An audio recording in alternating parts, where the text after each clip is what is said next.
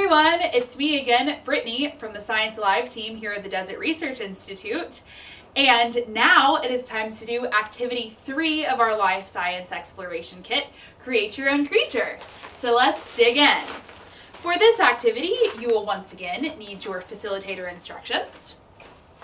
You will need your science notebook, a pencil, crayons, and last but not least, your Science Alive creator sticker. So let's go ahead and stick that on right now. This activity will take about 20 minutes or however long you want to create your creature. So let's take a moment to think back to the other activities. In activity 1 and the read along before, you learned what life is, what defines life, how do we know that something is living.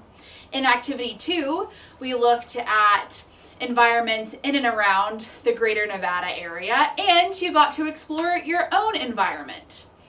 Now we get to take everything that we just learned and create our own creature.